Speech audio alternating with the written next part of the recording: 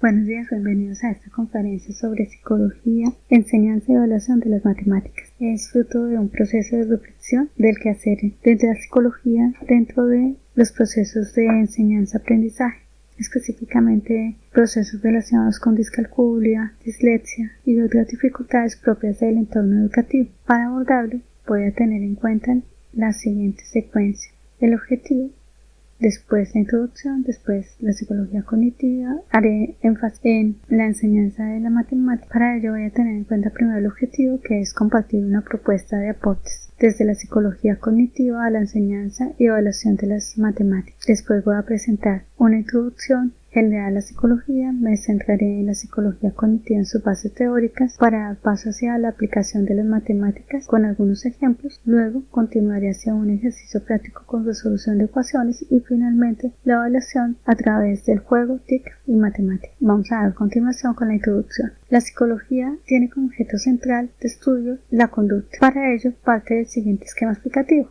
un estímulo, un organismo, una respuesta. Si nos centramos en el estímulo, hablaríamos de enfoques como el psicoanálisis; si nos centramos en la respuesta, del conductismo; y si nos centramos en el organismo, en la neurociencia y en la psicología cognitiva. Ahora, ¿cuál es la diferencia entre la psicología de la teoría cognitiva y la neurociencia? Que la psicología de la teoría cognitiva tiene un abordaje sobre los procesos mentales, por lo tanto hace experimentos psicológicos y va a tener una aplicabilidad y alcance en cuanto a desarrollo computacional, desarrollo de inteligencia artificial y tecnologías educativas. Por su parte, la neurociencia hace un énfasis en el cerebro, en cómo el cerebro se activa, se desactiva, se generan sinapsis, y su metodología va a ser un electroencefalograma o la estimulación cerebral, y su aplicabilidad también tiene que ver con tecnología educativa, pero también con el tratamiento de trastornos. En general, la psicología de la teoría cognitiva tiene como 4 abordajes sobre el aprendizaje: un enfoque llamado asociación, otro observación, otro estructuración y otro información. Cuando hablamos de la asociación, tenemos en cuenta un enfoque basado con la intención de explicar el aprendizaje a través de las asociaciones del individuo con los estímulos que estamos tratando de enseñar. Cuando hablamos de observación, hablamos de un intento de explicación del aprendizaje como un proceso basado en la observación del sujeto en un medio de interacción. Cuando hablamos de estructuración, hablamos de cómo el sujeto estructura la información a través de mecanismos internos que permiten realizar aprendizaje. Y cuando hablamos de información, se centra en las características relacionadas con el procesamiento de la información que permite el aprendizaje. Ahora vamos a ver algunos ejemplos prácticos sobre los abordajes teóricos que se han realizado. Algunas teorías ya ustedes las conocen, como Piaget, Vygotsky, Ausubel, Brunner; otras menos conocidas como la teoría prototipo, los mapas mentales, mapas cognitivos. Vamos a hablar sobre específicamente la memoria, entonces el límite de memoria, los niveles de memoria, la arquitectura cognitiva, la memoria de trabajo y el modelo conectivista de la memoria, que se centran en el enfoque de la información. Estos han permitido el desarrollo de la inteligencia artificial. Dentro del capítulo hay un enfoque basado en la instrucción que no veremos. Algunos ejemplos relacionados con la matemática se encuentran en el siguiente esquema. Entonces, cuando hablamos del abordaje de prototipo, tenemos en cuenta que hay un número que nos permite generalizar esas características del número de todos los números. En este caso, el prototipo de número par elegido es el 4, que nos permite entender que el número 4 es divisible por 2 y tiene un residuo igual a 0. Entonces, todos los números que sean divisibles por 2 y tengan un residuo igual a 0 son números pares, y lo podemos entender a través de un prototipo que cumple esas características, que es el número 4. Ahora, si vamos con los mapas cognitivos, vamos a establecer que el sujeto tiene dentro un esquema mental y va a estar relacionado con la forma en que un modelo opera. Si nosotros hacemos interferencias en esos esquemas y no permitimos que se reproduzcan de forma tal que se generen, entonces vamos a tener errores como las transposiciones en las evaluaciones. Si tú encuentras una evaluación que todos los niños transpusieron un número, revisa si realmente está mal formulada la pregunta y si estás haciendo que se generen transposiciones. En este caso, vemos en el sistema sexagesimal una conversión en donde se ha colocado el segundo en la esquina final y debería ser en el inicio, de forma tal que cuando el niño calcula, lo primero que salen son los segundos, luego salen los minutos y luego las horas, pero cuando le hacemos la transposición, él tiende a equivocarse porque en su orden primero está sacar los segundos, después los minutos y luego las horas. Entonces estas transposiciones se dan porque no son coherentes con el esquema mental que tiene el niño. Ahora bien, si tenemos el aprendizaje sociocognitivo, tenemos en cuenta 4 elementos fundamentales: atención, retención, reproducción motriz y motivación. Aquí estamos hablando de imitar un comportamiento, entonces tenemos que tener atención en cuál es ese comportamiento y para ello va a intervenir la complejidad de la tarea, el observador, sus capacidades y el grado de atracción de la persona que me está enseñando, del modelo. Después, en la retención va a estar relacionada con las pautas que el estudiante tiene para meter información a largo plazo, su propia metodología.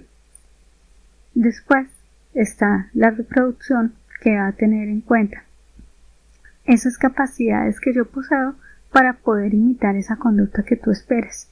Y la motivación tiene en cuenta tanto los incentivos directos como los de lo hace como yo, muy bien, bonito, el aprendizaje vicario, y los autoproducidos, qué bueno soy en.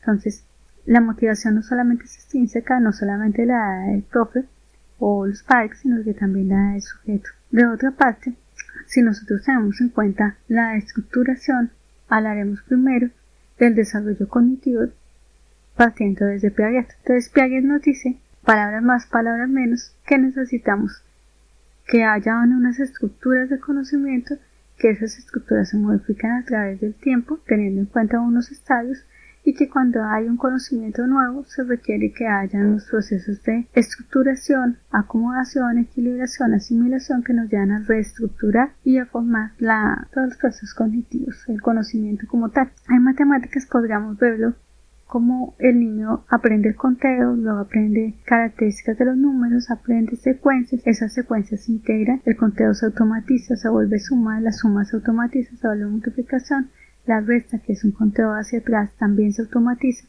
y nos permite que se haya dado lugar a los aprendizajes previos que posibilitan la división. De esta forma se van equilibrando los sistemas, se asimila la información y se reestructura para dar posibilidad de nueva información sobre los algoritmos, la radicación y lo demás de operaciones matemáticas.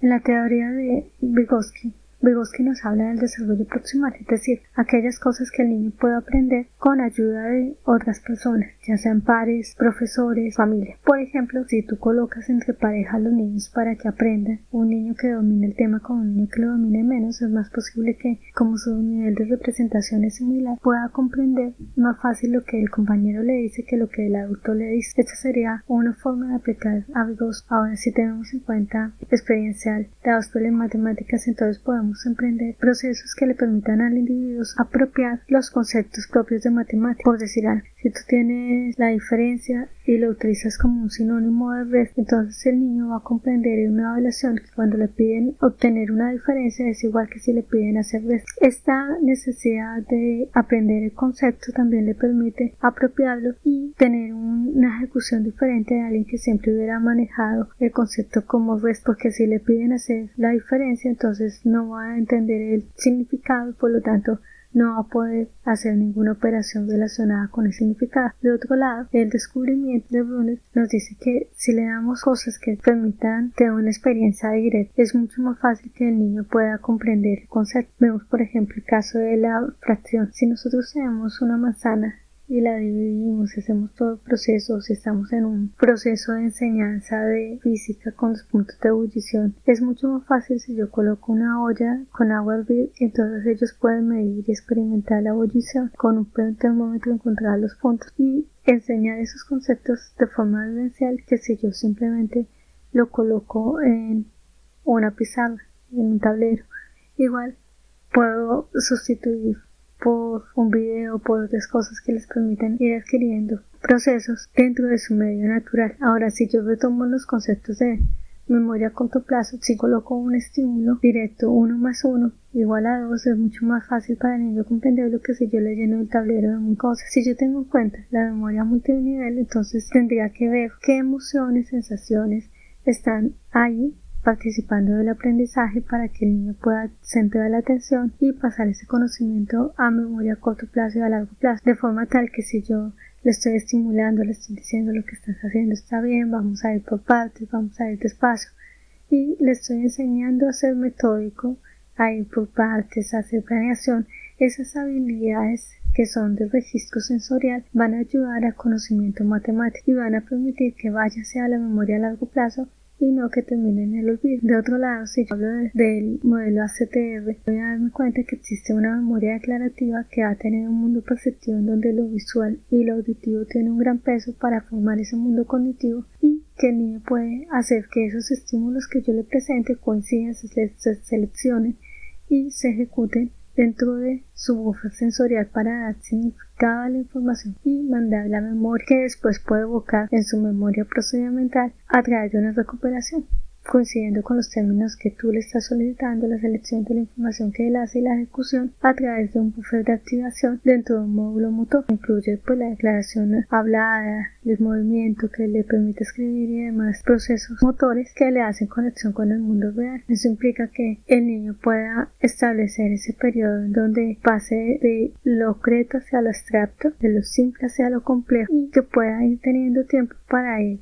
desarrollándose. Ahora, si tenemos en cuenta la memoria de trabajo, la memoria de trabajo nos habla de los esquemas visoespaciales, que no lo hemos visto antes, y son esas cosas que le permiten al niño no hacer transposiciones, desarrollar su lateralidad, saber qué es izquierda, qué es derecha, no confundir un 6 con un 9, arriba, abajo, una apropiación del esquema visoespacial exterior dentro de sí mismo. Eso implica ir más allá de la visual a dar una semántica, un sentido visual de lo que él está obteniendo del entorno, y el no hacerlo en matemática podría implicar que haga procesos de confusión entre el 6 y 9 como hemos visto, pero también que escriba los números espejales, el 4 hacia el otro lado, el 3, el 2, y si no escribe el número que es, entonces no lo comprende, no puede hacer ninguna operación matemática y va a comenzar a frustrarse. Entonces dar tiempo para ese aprendizaje de esa construcción del esquema visoespacial es muy importante. Y de otro lado, el cognitivismo, que nos dice que los estímulos no solamente se aprende el concepto en sí, sino aquello que nos recuerda es el estímulo y cómo lo conectamos. Es decir, si el número 4 lo tenemos asociado a 4 números, 4 compañeros, los grupos de 4, es mucho más fácil que lo aprenda a que si yo tengo un número que no tiene ningún significado para mí. Igual, si yo le doy ejemplos que le permitan partir de la cotidianidad de lo que para él es significativo, es más posible que haya muchas más asociaciones y que ese conocimiento no tienda al olvido y pueda comprenderse. Ahora vamos a tener en cuenta los procesos de evaluación del conocimiento siguiendo la misma estructura de las teorías y los abordajes que hemos visto. Iniciamos con la teoría del prototipo. Aprenda a seleccionar de un conjunto de estímulos cuál es el estímulo más apropiado para un concepto. De otro lado, los mapas cognitivos evalúan la organización mental de conceptos. Yo lo puedo hacer con Sematul, Meister, y puedo explicar cuáles son los términos que están asociados con un concepto: función, gráfica, pendiente, suma, resta, lo que quieras. De otro lado, si yo estoy hablando de la importancia que es imitar, entonces voy a tener en cuenta el desarrollo sociocognitivo y de ahí observar si se está equivocando o no alguien en la resolución de problemas a través de un video, y eso lo puedo hacer con el puzzle. Frente a los enfoques de estructuración tenemos el desarrollo cognitivo, y ahí tenemos la teoría de Piaget. Piaget nos habla de que existen etapas de desarrollo, operaciones concretas y formales. Entonces, existen juegos adaptativos para el razonamiento lógico acorde a la edad con Math Playground. De otro lado, tenemos la zona de desarrollo proximal con Khan Academy, que tiene niveles progresivos que permiten evaluar con ejercicios cortos y gamificación. El aprendizaje experiencial lo podemos tener en cuenta a través de ejercicios de arrastre y suelte. Bueno, un organizador previo como Genial y EducaPlay también lo permite. Brunner también nos permite evaluar capacidad para descubrir patrones y regularidades. Ejemplo, descubre la regla que hay detrás de una secuencia o patrón y se le da realimentación inmediata, es decir, está muy bien, bravo, lo has hecho, que es muy importante. De otro lado, las teorías de información, entonces la memoria a corto plazo, podemos hacer un juego de memory con EducaPlay o WordPlay para establecer, por ejemplo, parejas entre números pares e impares. Niveles de memoria, podemos establecer diferentes flashcards con Quizlet o Anki con conceptos que queremos que aprendan y después hacer un test rápido. El ACTR evalúa la activación de esquemas y producción de redes, resolver un problema mostrando los pasos de forma activa, un camino lógico gamificado que podemos hacer con Geniali o con Educaplay. También podemos en la memoria de trabajo evaluar cómo se manipula la información durante la resolución de problemas. Por ejemplo, un juego de estilo tipo Escape Room donde se deben resolver cálculos mentales. Puede ser Geniali o puede ser Edu Escape Room. Y el conectivismo podemos pedirle que genere un listado de todas las leyes que están asociadas a la suma o podemos pedirle que nos liste palabras que están asociadas con el término suma. De esa forma puedes establecer los niveles de asociación e integración de los conceptos dentro del mundo infantil. Hemos llegado al final. Les agradezco muchísimo este tiempo compartido y que estén muy bien. Gracias por su atención.